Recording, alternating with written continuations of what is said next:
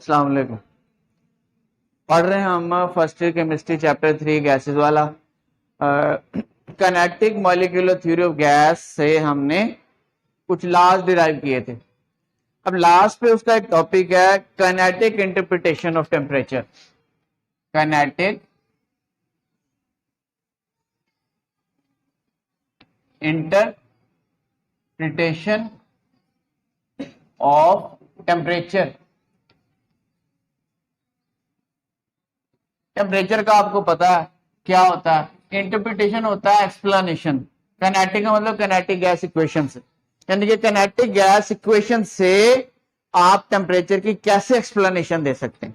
ठीक है, इसमें एक तो है कुछ मोशन के बारे में, क्योंकि जो टेम्परेचर है ना वो डायरेक्टली रिलेट करता है मोशन से। पता ना, kinetic energy is directly proportional to absolute temperature.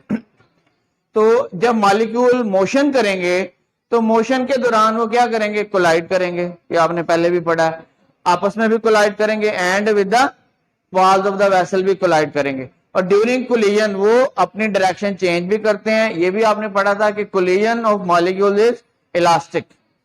ठीक है, अब मॉलिक्यूल जो है ना जब वॉल्स के साथ स्ट्राइक करते हैं तो एक प्रेशर अप्लाई करते हैं। उसके लिए जो इक्वेशन आपने पढ़ी थी वो क्या थी, याद है किसी को?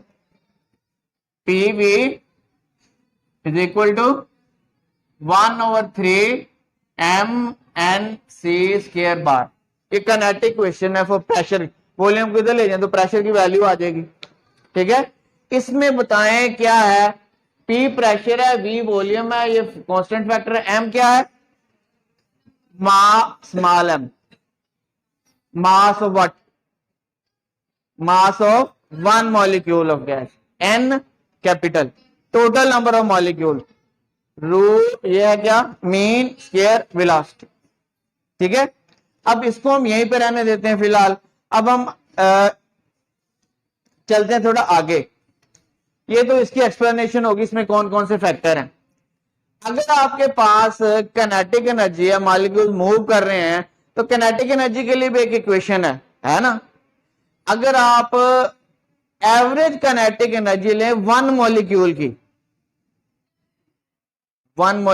एवरेज काइनेटिक एनर्जी, तो वो क्या आती है? वो देखें, ये आएगी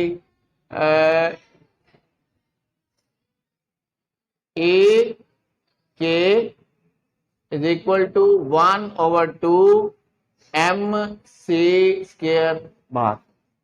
ये क्या थी? अभी आपने पढ़ा है 1/2 MC काइनेटिक एनर्जी एक मॉलिक्यूल की। इसको हमने काइनेटिक एनर्जी ऐसे भी शो करते हैं, और फिजिक्स में आप कैसे करते हैं?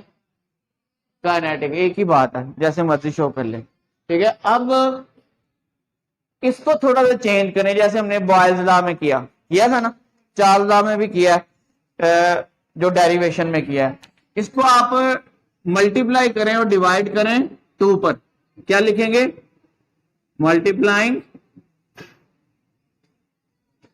And dividing right hand side by 2।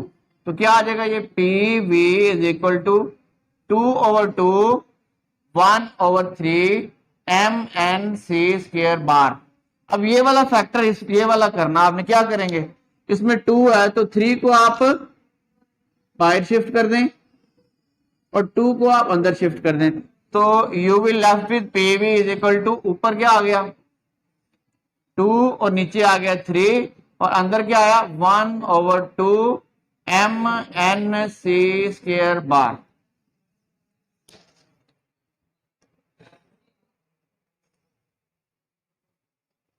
इसमें से n को भी आप बाहर निकाल लें, क्योंकि इसमें n नहीं है, बाहर निकाल लेते हैं। तो ये आपके पास आ जाएगा PV is equal to 2/3 n और 1/2 MC स्क्वायर बार। अब देखें, ये और ये सेम हो गई। अब यहां से वैल्यू उठा के आप इसकी इसमें पुट कर दें, तो यू विल लेफ्ट विद क्या आएगा आपके पास? PV is equal to 2/3 n, इसकी जगह पे आ जाएगा ये E के। समझ आई? अगर आपके पास गैस का 1 मोल हो, if the number of moles of gas n is equal to 1 mole, तो 1 मोल के लिए टोटल मॉलिक्यूल कितने होते हैं, अभी पढ़ा था आपने, एवोगैड्रो नंबर, याद है ना।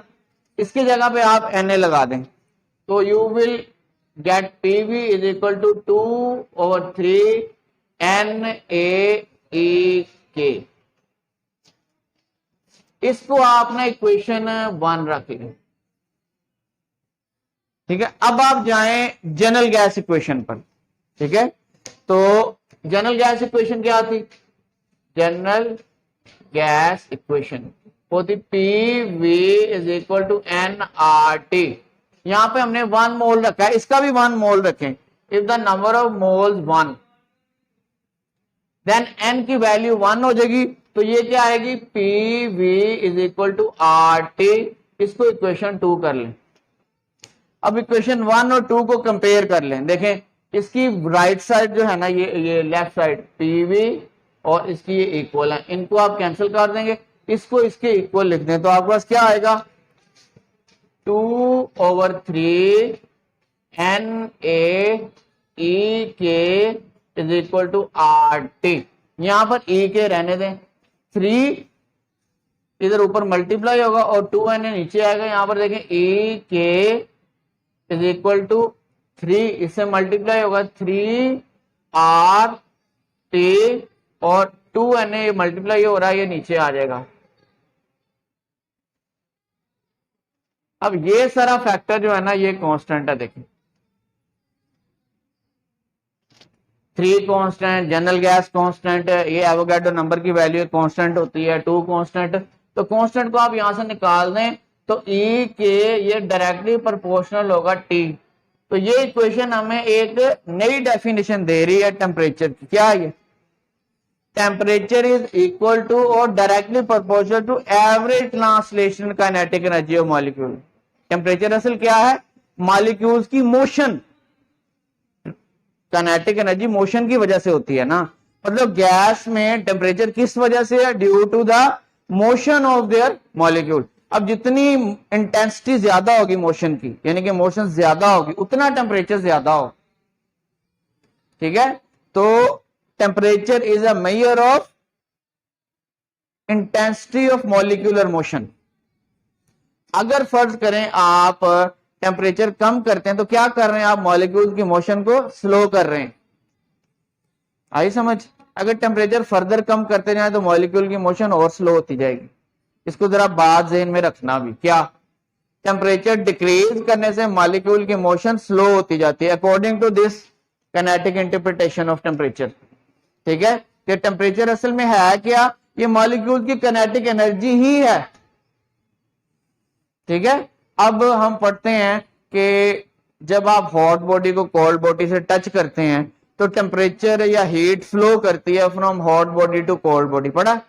अगर आपने पढ़ा तो आग को हाथ लगा के देखें।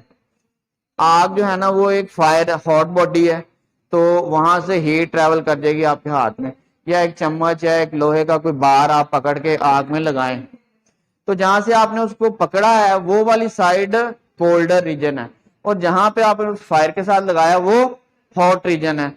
तो हॉट रीजन से एनर्जी फ्लो कर रही है, आपका हाथ भी गर्म हो जाएगा। रीजन क्या है, इससे तो ये पता चलता है कि heat flows from hot body to cold body. क्यों, क्योंकि जहां पर हॉट बॉडी है ना, जहां पर वो आयरन गर्म हो रहा है, वहां पर मॉलिक्यूल की काइनेटिक एनर्जी ज्यादा, टेम्परेचर ज्यादा ना। जब वो मॉलिक्यूल जो कि मोशन में होते हैं, साथ वाले मॉलिक्यूल से कोलाइड करेंगे, तो अपनी कुछ काइनेटिक एनर्जी जिनकी ज्यादा है वो शिफ्ट करेंगे साथ वाले मॉलिक्यूल्स, और वो क्या करेंगे, वो नेक्स्ट वालों को शिफ्ट करते जाएं, तो शिफ्ट होते होते होते आपके हाथ तक आ जाएगी। तो असल में जो एनर्जी है वो through collision of molecules transfer होती है from hot body to cold body. कब तक ये फ्लो जारी रहेगा, जब तक कि हॉट और कोल्ड बॉडी का टेम्परेचर सेम नहीं हो जाता, आई समझ। अच्छा एक बात और, आपके पास मैटर की 3 स्टेट्स हैं, गैस, लिक्विड, ये नॉर्मल स्टेट्स हैं, प्लाज्मा वगैरह वो नॉर्मल स्टेट नहीं, हम उसकी बात नहीं करते। Gas, liquid and solid. जो गैस मॉलिक्यूल है वो दूर दूर होते हैं, आपको पता है, लिक्विड मॉलिक्यूल जरा पास होते हैं और सॉलिड उससे भी स्ट्रॉन्ग होते हैं। पास पास, ये आपने इस चैप्टर के स्टार्ट में पढ़ा था, ठीक है। अब आप मुझे बताएं कि ये एक लिक्विड है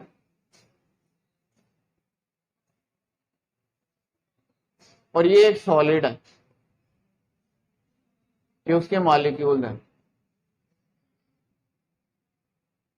और ये गैस है। क्या गैस का ये मॉलिक्यूल इधर मूव कर सकता है? कर जाएगा, क्योंकि रैंडम मोशन करते हैं।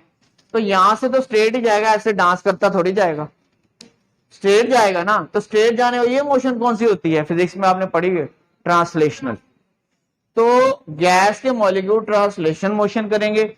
यहां जब कोलाइड करेगा तो फिर भी कोई चक्कर नहीं लगाएगा, फिर भी स्ट्रेट ही जाएगा, ऐसे ही है ना, स्ट्रेट ही जाएगा। तो वो भी कौन सी है? ट्रांसलेशन। तो गैस के मॉलिक्यूल में जो मोशन है वो क्या है? ट्रांसलेशनल। तो मोशन से हम टेम्परेचर मेजर करते हैं। तो लिक्विड में देखिए, क्या ये मॉलिक्यूल इधर आ सकता है? आ जाता है। लिक्विड में भी मॉलिक्यूल फ्रीली मूव कर रहे होते हैं, तो वो भी स्ट्रेट ही करते हैं, कोलिजन से इधर उधर चले जाते हैं। So in states of matter, specially in gases and liquids, temperature is a measurement of translatory motion, translational kinetic energy. समझ आई? सॉलिड में ट्रांसलेटरी मोशन नहीं होती, लेकिन ये वाला मॉलिक्यूल इधर नहीं जाएगा, बस यहां पर ही ऐसे ऐसे ऐसे ऐसे वाइब्रेट करेगा, वाइब्रेट। तो सॉलिड में सिर्फ वाइब्रेशनल मोशन होती है। तो सॉलिड में हम टेम्परेचर कैसे मेजर करेंगे? With the vibrational motion of solid particle. तो temperature is a measure of vibratory motion in solids. आगे समझ? एक बात और, लास्ट वाला पैराग्राफ रह गया। ये जो आपने इंटरप्रिटेशन पढ़ी है टेम्परेचर की, इससे हम एब्सोल्यूट जीरो को समझ सकते हैं क्या हो सकता है। वो आपने एक बार क्वेश्चन किया था एब्सोल्यूट जीरो में कि सर ये सारी लाइंस एब्सोल्यूट जीरो पे क्यों मिलती हैं? उस वक्त मैंने सही आंसर नहीं दिया था। इस टॉपिक में आपको बता देता हूं कि देखें, टेम्परेचर क्या है? मॉलिक्यूल्स की मोशन, यही है ना।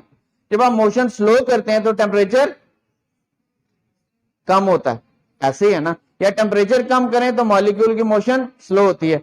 जो आपने क्वांटिटेटिव डेफिनेशन चार्ज पढ़ी थी, प्रेशर, टेम्परेचर और वॉल्यूम ग्राफ पढ़ा था, उसमें आप टेम्परेचर कम कर रहे थे तो वॉल्यूम डिक्रीज हो रहा था, ऐसे ही है ना।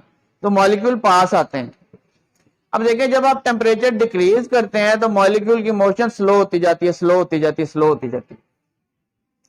जब एब्सोल्यूट जीरो आता है ना, उसका मतलब है all kind of molecular motion ceases, stops. आई समझ? एब्सोल्यूट जीरो क्या है? जब मॉलिक्यूल बिल्कुल स्टॉप हो जाते हैं। हर तरह का सब्सटेंस एब्सोल्यूट जीरो पे, मॉलिक्यूलर लेवल पे मॉलिक्यूल उसके स्टॉप हो जाते हैं। तो what is absolute zero? The temperature at which molecular motion ceases, stop हो जाती है। जब मॉलिक्यूलर मोशन स्टॉप हो गई तो क्या होगा? टेम्परेचर क्या होगा? टेम्परेचर होगा ही नहीं, फिर जीरो हुआ ना, वो एब्सोल्यूट जीरो है। आई समझ? तो सारी लाइन जीरो पे क्यों जा रही हैं? इसको आप काइनेटिक एनर्जी से रिलेट करें। क्या एनर्जी? टेम्परेचर में एनर्जी है ना, काइनेटिक। तो जब आप टेम्परेचर कम करें तो काइनेटिक एनर्जी कम हो रही है ना। जब कम हो रही है तो मॉलिक्यूलर मोशन सीज हो जाएगी। सीज कहां पे होगी? जीरो पे। किसी भी सब्सटेंस को जब आप कूल डाउन करेंगे तो उसकी molecular motion Aahista Aahista seize होगी, तो किस टेम्परेचर पे जाएगी? Absolute zero. अब जब समझ आया आपको? वहां all lines when extrapolated they meet at a single point of minus 273.163, क्योंकि वो मॉलिक्यूलर मोशन सीज की तरफ जाते हैं, वो एब्सोल्यूट जीरो है। तो असल में किसी भी सब्सटेंस के लिए अभी साइंटिस्ट ने एब्सोल्यूट जीरो अटेन नहीं किया, उससे पहले ही वो जीरो हो जाते हैं, ठीक है। सो हम कह सकते हैं कि इन मॉलिक्यूलर मोशन या in gases terminology absolute zero is unattainable अभी साइंटिस्ट ने। लेकिन रिसेंट जो नई नई डेवलपमेंट है, 10 रेज पर -5 केल्विन तक साइंटिस्ट ने अचीव कर लिया। उस दिन मैं नेट पे पढ़ रहा था, उसमें लिखा हुआ था कि जर्मन में साइंटिस्ट हैं, उन्होंने ना एब्सोल्यूट जीरो से नीचे सिंगल केल्विन का 38 ट्रिलियन डिग्री टेम्परेचर लो कर दिया। उन्होंने एक मैग्नेटाइज गैस यूज की, ऊपर से नीचे गिरा के टावर से, तो टेम्परेचर उसका कम किया। अब एब्सोल्यूट जीरो कैसा टेम्परेचर है जहां पर मॉलिक्यूल की मोशन ही खत्म हो जाती है। जब अब मॉलिक्यूल की मोशन ही खत्म हो गई तो फ्रिक्शन भी खत्म हो जाएगी। फ्रिक्शन का पढ़ा हुआ फिजिक्स में, मूवमेंट से होती है ना, जब मूवमेंट ही खत्म होगी तो फ्रिक्शन ही खत्म। तो यहां तक आपका ये टॉपिक हो गया क्लियर।